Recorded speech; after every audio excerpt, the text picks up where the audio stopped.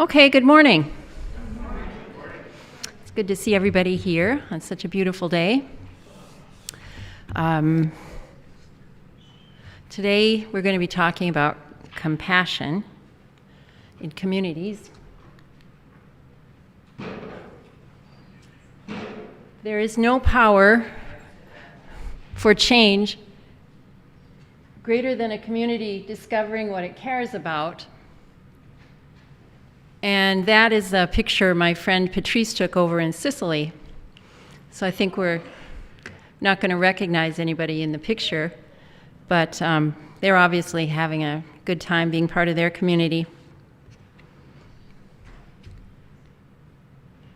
Welcome. Welcome.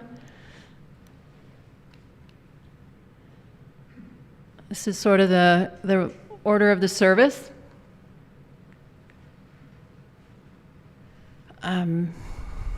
Hey, Lily, how about if you read that? The greatness of the community is most accurately measured by the compassionate actions of its members. Maureeen. And boy, should she knows community and compassion.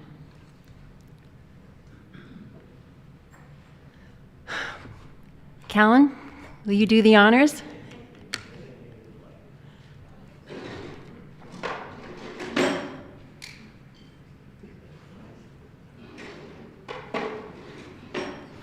He's getting very efficient at that, isn't he?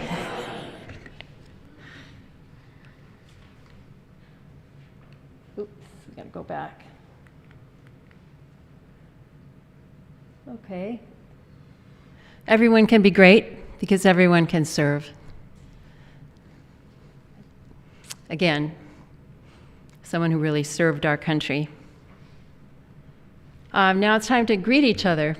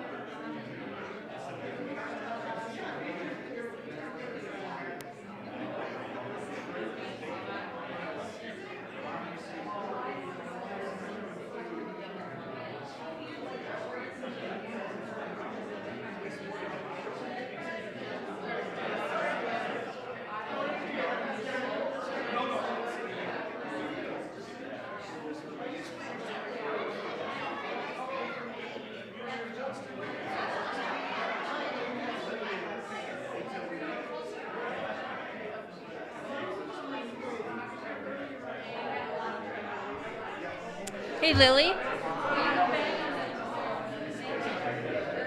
Nancy's doing it.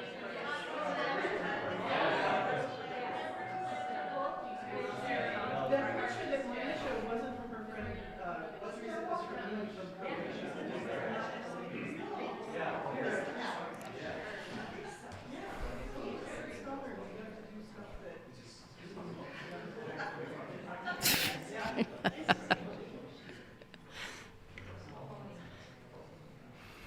Okay, good.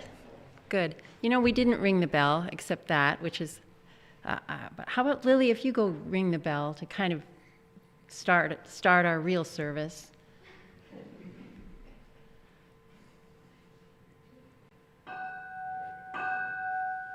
Thank you.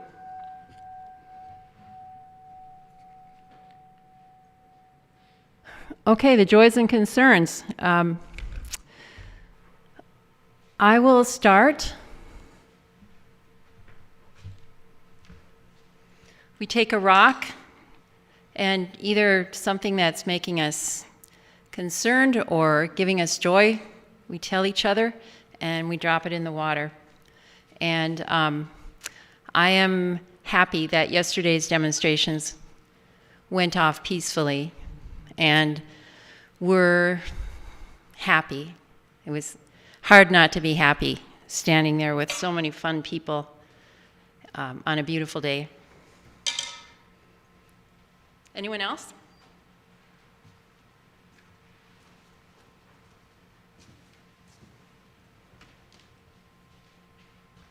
Very proud of my son, who's not here. I have a son in the back, but my other son is in the marching band, and they won again the AAA competition for marching band. And they clean sweeped it for all the awards.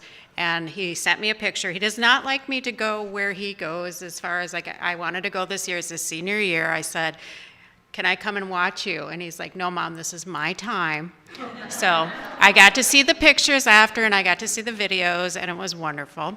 So, what's that? River Falls, I'm sorry. River Falls, right in town. So I'm very proud of him.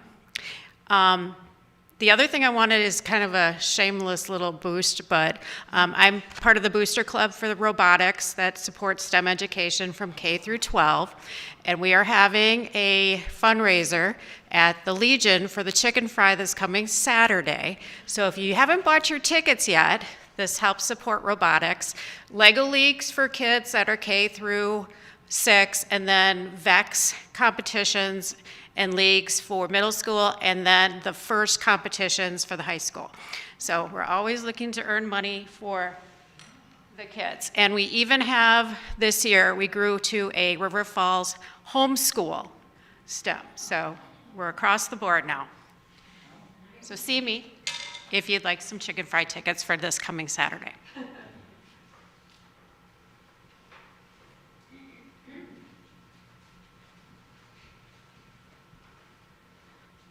So for those that know me, I am a teacher in Altoona, and I teach immigrant and refugee students English. And we had parent-teacher conferences this week, and for the first time I had almost every family turn out. And I think that shows a lot about what our school is doing to make them feel comfortable and safe, because so many, like in January, I had almost nobody at school. So to show that I now have these relationships and they feel comfortable enough to come into the building and then to be able to talk to me and tell me how they're feeling, what's going on, felt really good to be able to show that we're doing something right. So.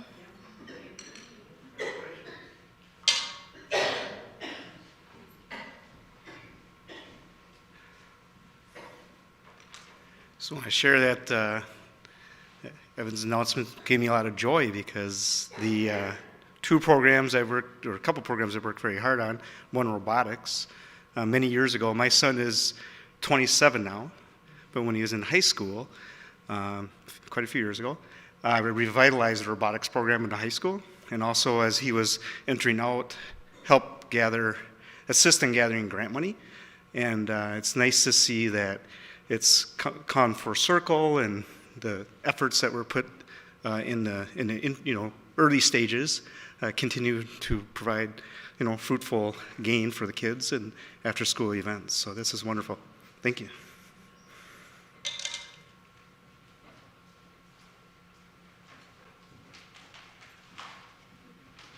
I have a joy and a couple concerns, but I'm only going to use one rock. And I'm going to talk fast.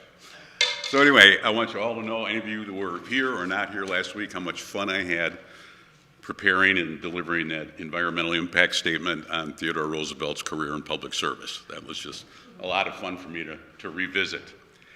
And interestingly enough, last week on Monday in the New York Times, there was an article about deforestation that's going on in Mexico in response to the elevated price that they have to manufacture and make money in avocados. And the world's biggest supplier of soybeans has always been Brazil. The second biggest provider of soybeans to China was us.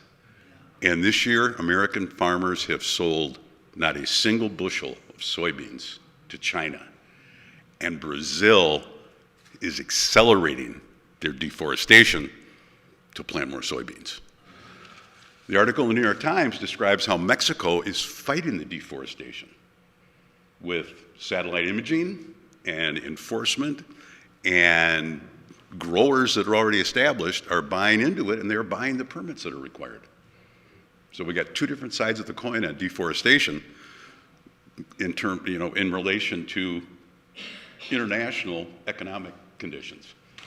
So the second concern I have is that I was looking at the clock so much last week to get done with my talk that I left out a couple things I really wanted in there that really say a lot about Theodore Roosevelt. When he was chasing those boat thieves down the Little Missouri River with his two buddies from Maine that he had talked into coming out there to work for him, they didn't know they were going to go down the Little Missouri during ice out to recover a $30 boat. They were pulling the boat down the ice-choked river, and Theodore was reading Anna Karenina, which is 800 pages. And when he got all done with that adventure, he wrote his sister, Bammy, his older sister, a literary critique of Anna Karenina. So that's kind of typical Theodore. And then the other thing that I left out that I really regretted skipping over, but again, I was looking at my watch too much, was the impact that Roosevelt had that was so reflected on the event of his death. He'd gone to bed on January 5th, 1919, kissed Edith goodnight and said, "I wonder if you will ever know how much I love Sagamore Hill." She had called his White House valet, James Amos, to help her take care of Teddy.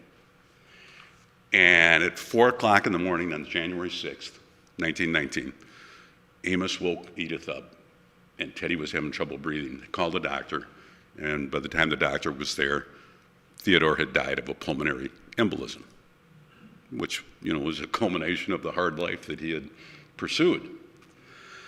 Woodrow Wilson's vice president, Thomas Marshall, in an administration that Theodore had abused a lot verbally between 1912 and 1919, said, "It's a good thing death came for Roosevelt in his sleep. If he would have been awake, there would have been a fight." And Theodore's third son, Archie, who was the only one that was home at that time, sent a telegram to his other siblings. And the telegram said, "The old lion is dead." And that's the kind of impact he had on people. So, it was a lot of fun.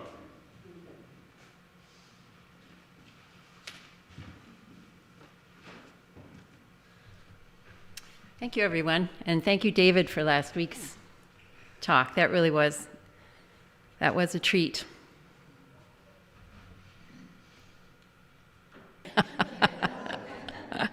They're not catching up with us yet. But I think a house with a crowded table and a place by the fire for everyone would be a worthy goal. I'm going to talk about cultivating compassionate communities. Charlie Kirk was a guy who was murdered a few weeks ago. It was terrible. He left a wife and 2 small children. At his funeral, his wife forgave his killer. Then our president got up and said that he hates his enemies and wants to crush them. I wish I could be more like Mrs. Kirk, but I'm not. I tend to be more like Donald Trump, and that does not please me about myself. You can imagine. I think if someone harmed someone I care about, I'd want revenge. Hulk has always been my favorite superhero because he seems so much like me, kind of clumsy and big, with a bad temper once he's truly bothered. Luckily, ours is, or used to be, a nation of laws, not of men. The people who set it up recognized what Gandhi put into words a few decades ago: an eye for an eye makes the whole world blind. Several years ago, I was thinking about the age-old question of whether I'd rather be invisible or able to fly. I have always thought that superpowers should be used for good. So I was pondering which would allow me to have the best impact. And I thought about all the superpowers, like being really strong, like the Hulk, or able to fly, like Superman, or, to tell you the truth, I don't know a lot about the superheroes other than the comics I read when I was a kid. I just know that it seemed to me that no matter how strong or agile or smart the superhero was, the bad guys kept coming back to cause trouble. I thought the best superhero would be one who could make people want to be nice, all on their own. So my superhero is the Golden Ruler. She wears a medium blue bodysuit that has a golden ruler on the chest, and she carries a golden ruler, and when she points it at the bad person, that person suddenly wants to do unto others as he wants them to do unto him. Suddenly the bad person understands why his or her actions were wrong and truly wants to make up for them. They've had a change of heart. The golden ruler makes people compassionate. This superhero doesn't make for exciting movies with a lot of explosions and satisfying pow, pow, pow. So I don't think she's going to get a lot of traction. I know there are people who would say that we already have a golden ruler, Jesus Christ. People say that Jesus changed their heart. George W. Bush said it at a debate, I think, that Jesus was his most admired person because it was Jesus who changed George's heart and then allowed him to stop drinking and become the president.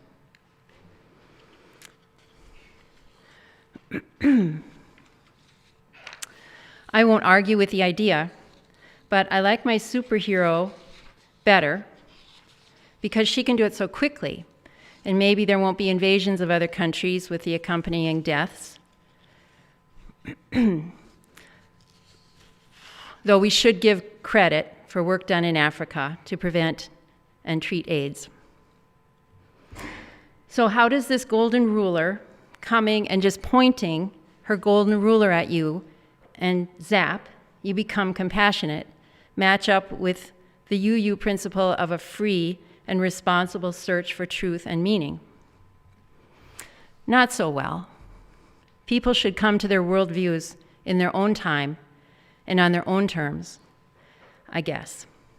But I still think the golden ruler would be a fantastic superhero. I wish I could be her. The theme for October is cultivating compassion, and I have done a good bit of cultivating in my day.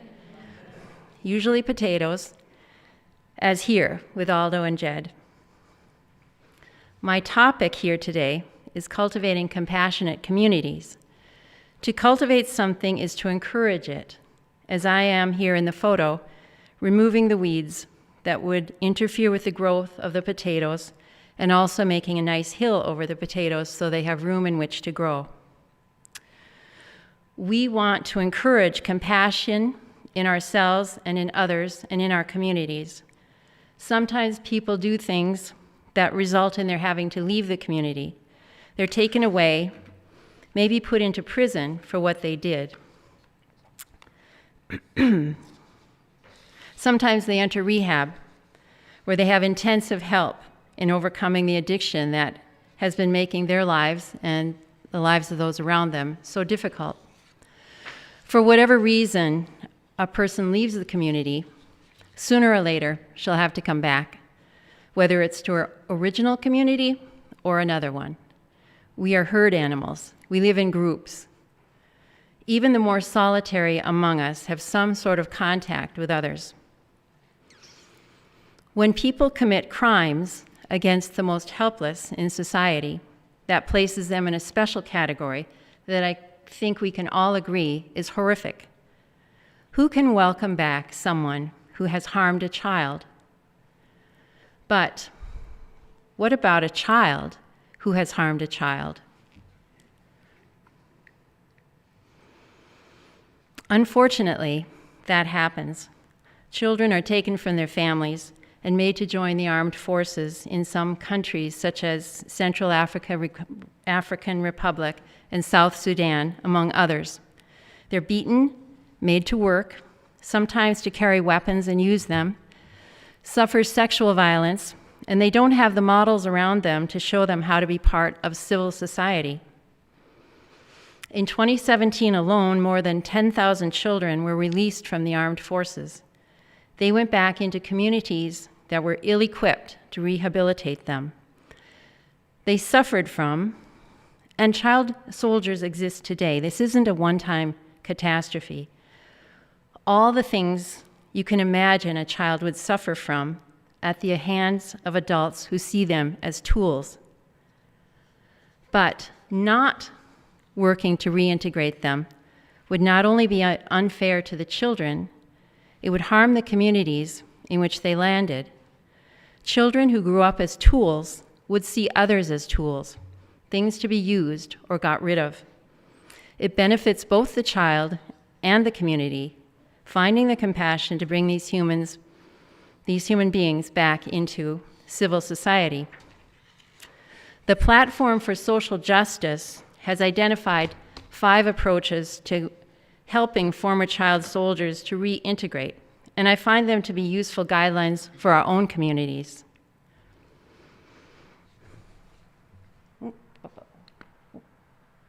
Provide community support for culture and values. How do we do that here? Last week, Allison's granddaughter proudly announced that it was her birthday. Her family held a party for her. That's a way to show little Evie that she's special and she belongs among us. When we celebrate holidays, mourn together at memorials for people we loved, say, hello, how are you? Let me help you carry that. We're showing support for our culture and values. When we learn about and accept the culture of others, we show that we value them too. We show each other, and especially our young people, that we can work together to overcome challenges. Build community resilience. A community is as strong as its parts, and the basic parts are individuals living in groups, usually families.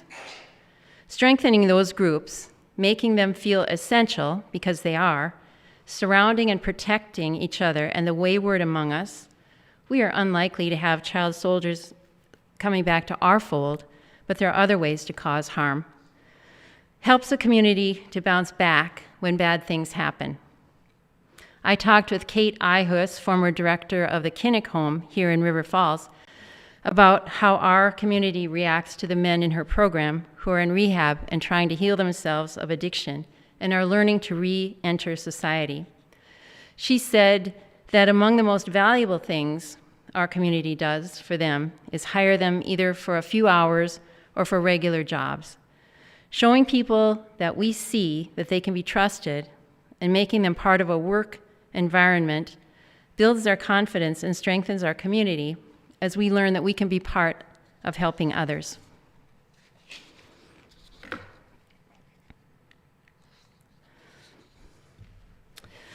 Specialized professional systems of reintegration. This is essential to helping child soldiers regain their place in a community. I'm sorry for those returned child soldiers and for their communities that don't have the opportunity to get specialized help in their reentry. For us here, finding professional help for those of us who need it can take some of the burden off people who feel overwhelmed by the enormity of the problem being presented by the person they're trying to help. Provision of social support. Imagine being the child returning to a community in which everyone seems to have a place and a job and family and friends. For years, you've been almost feral, just surviving as best you can, with value placed on skills that, if you used them in this community, would get you thrown into prison. The best thing anyone could do for you would be, once your medical needs are met, is to help you start learning the skills that will help you fit in. Education, whether in academics or vocational skills, gives all of us a chance to support ourselves with dignity.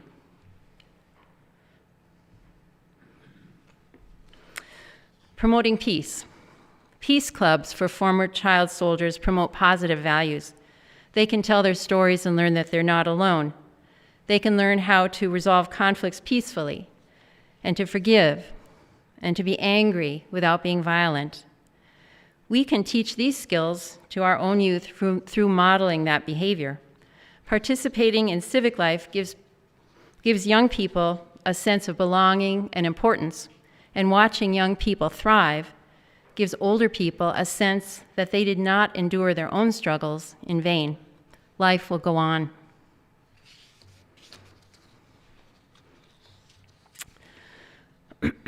My dad was in the Navy during World War II. My mom was a nurse in training in Winnipeg, and she helped care for returning POWs. And maybe that's why I've always been interested in learning about that war. And what's been interesting me of late about it is the aftermath, the Nuremberg trials.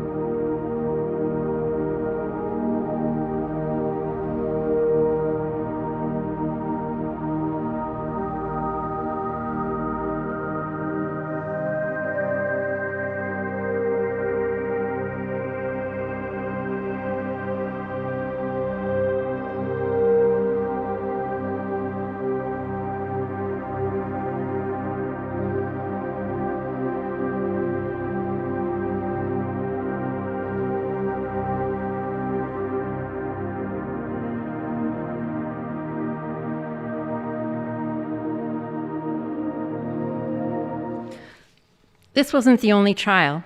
As the narrator noted, there were others that tried different classes of defendants, such as those who'd fought for Japan and companies that used slave labor to make their products. The trials were meant to show that the Allied forces had defeated the Axis powers, but it was more difficult to make sure Germany was going to stop making war. They had a bad track record. To this end, the Allies came up with an integration plan that they called denazification. By 1946, the United States ran this program in the West, and the Soviet Union ran it in the East. The Soviets believed that capitalism had brought about Nazism, and they could wipe it out by socializing all means of production. The Americans focused on individuals and had every German fill out a questionnaire in which they indicated which Nazi organizations they had belonged to. They wanted them to take individual responsibility and to admit their sins, so to speak. The Germans had to go through the notification proceedings if they wanted to get a job or a work permit. The Germans called it Persilschein. Persil is a popular laundry detergent, like Tide in Germany. So you can see that they sort of cynically saw the proceedings as a way to be bureaucratically washed clean of their sins. We would do the same thing here. We would also find that funny. 8 million people, which was 10% of the German population, had been members of the Nazi Party. 45 million had been involved in Nazi organizations. Clearly, this individual attention was not going to be efficient. After the US occupiers had enough Germans that they believed were trustworthy, they turned the process over to them. The Germans created 5 categories, from no involvement to the highest possible, and they imposed fines and prison terms accordingly. By the 1950s, the German economy was ramping up, and it became more important to have workers than it was to make sure ordinary people were held accountable for things they'd done in the war. So denazification was put on the back burner, although they were very committed to finding and punishing the people who'd been active in the extermination camps and so forth, and they remain so today. I followed up on the men who were found guilty at the first Nuremberg trial and who were sentenced to set terms rather than to death or life in prison. It seems as if they served their time and then retired to the countryside and lived pretty quiet lives until they died. So this is a case in which communities didn't consist of those who had transgressed and those who hadn't. Pretty much everyone had been involved in some way. Germany became a peaceful country. If you've traveled there, you've probably seen memorials to the Jews who were taken from their homes and killed. There's a city block in Berlin that is a memorial. The museums I visited there are unstinting in depicting what the Germans did to the Jews.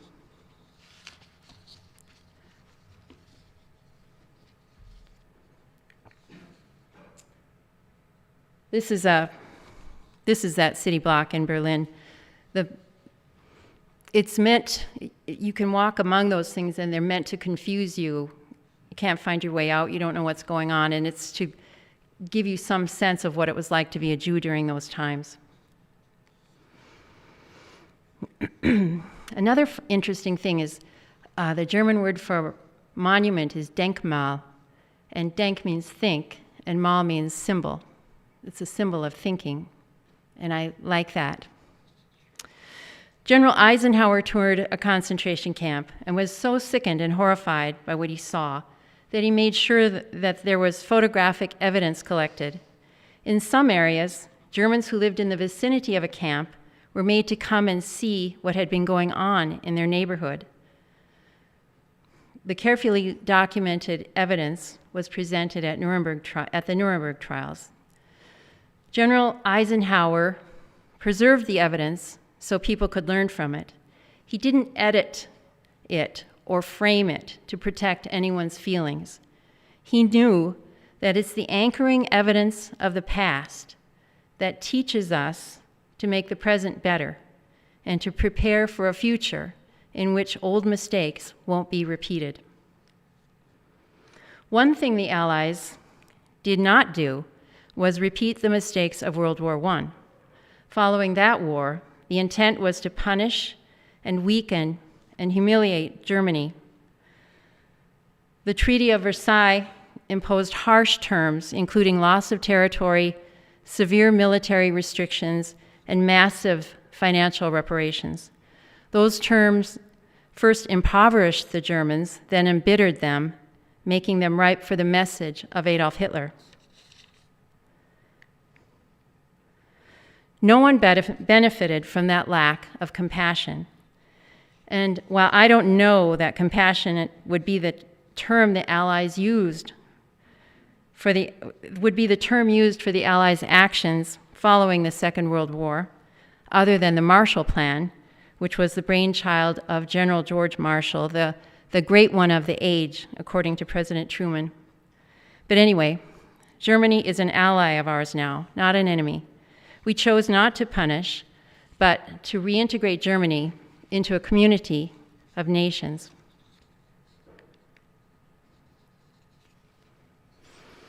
General Eisenhower's actions make me think we can learn compassion from history as well.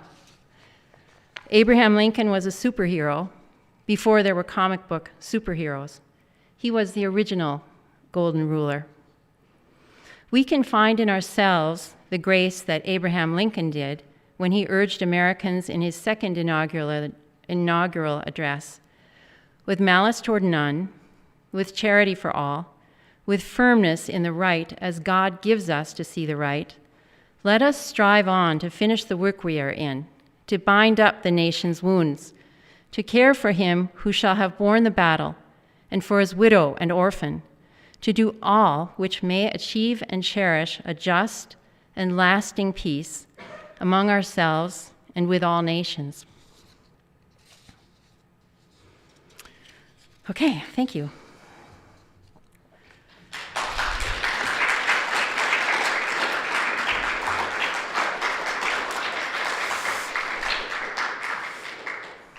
Lisa? I would be remiss if I didn't stand up and thank you, Maureen, for all of your inspiration and your wise words. I was going to go up and put a rock in, but I thought you spoke more eloquently about what a beautiful day it was yesterday. I was with Maureen and Rich and another friend, Tammy, in downtown River Falls, and it was joyful. It really made, help my heart in a time that it's been really difficult to be an American. So I thank you for everything.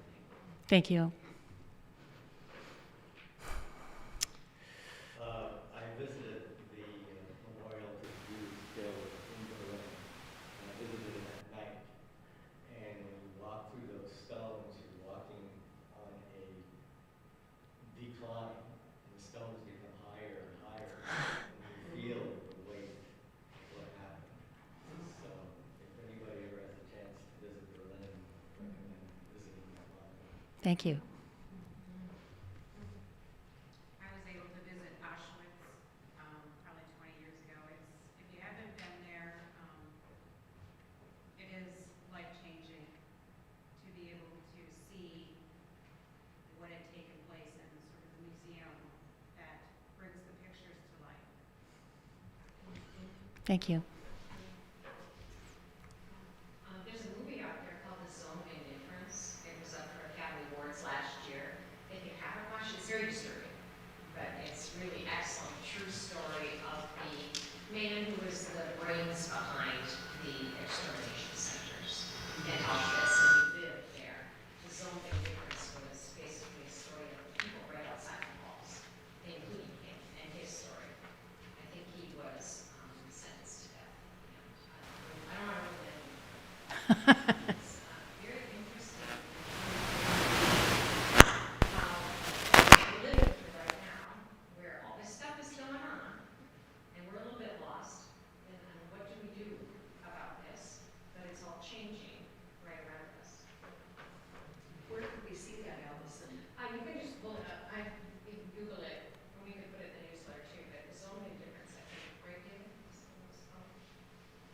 It was up for Academy Awards. Yeah. What? Zone of Indifference. Chilling. Chilling, it's chilling. Bob? Well, not all the participated in the reconstruction of their attitude. One of my dad came from Austria, and his half-brother, Pepe Yacy, was a Nazi district leader in Salzburg, Austria. And he was in charge of food distribution and apparently, possibly also, although we didn't talk about it, selected Jews to be sent off to the camps. I'm sure he participated to some extent in that activity. And I met him a couple of years before my dad passed away. And he was living in Florida, and Pepe came to visit. And my dad and Uncle Pepe were talking in German, and I had studied German in college. And Pepe was still complaining about die reiche Juden, the rich Jews. And Pepe himself was rich at this time because he had connected with the Nazi buddies after World War II and organized 2 or 3 department stores in Vienna and Salzburg. Yeah, I'm not surprised at all about that, a story like that. It's hard to get them all. Yes, Savannah? Stephanie, sorry. I used to know, and he's passed away, but I had the privilege of kind of getting to meet and get to know a little bit an Auschwitz survivor.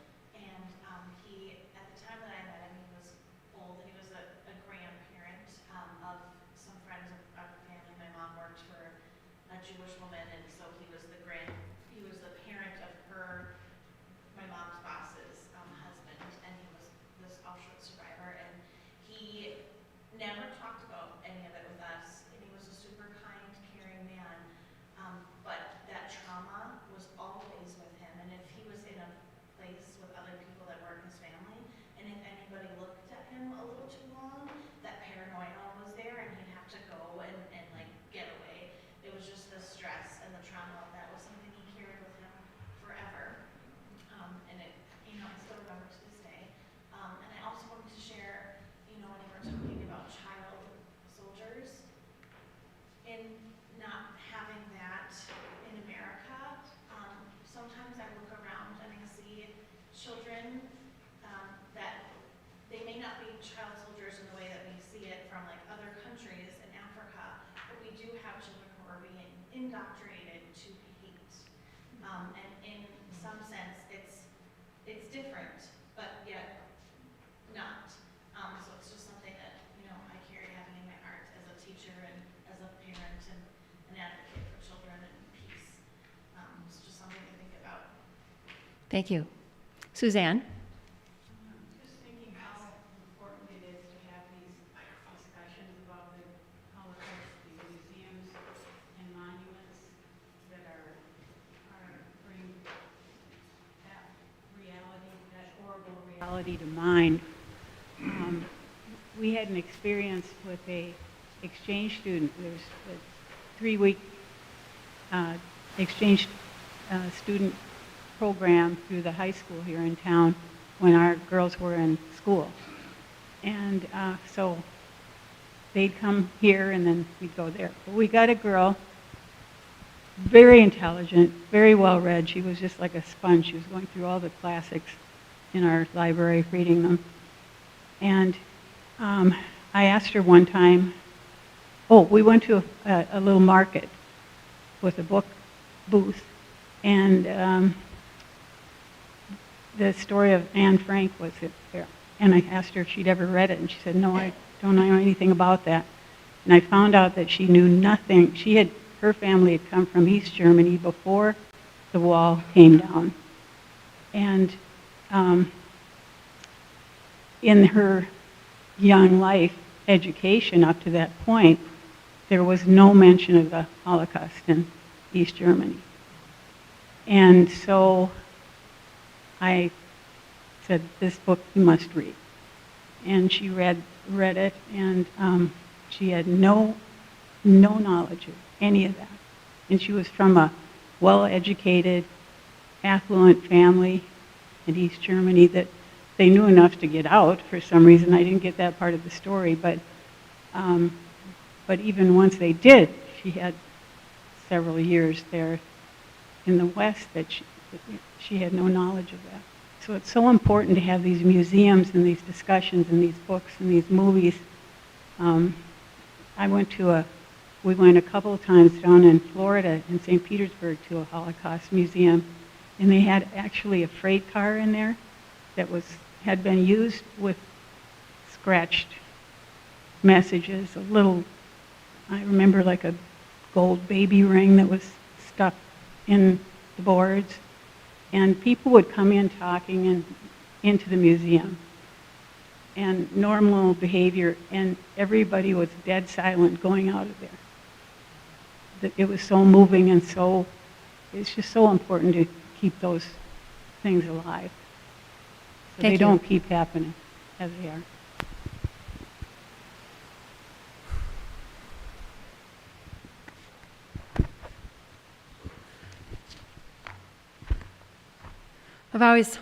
Eileen?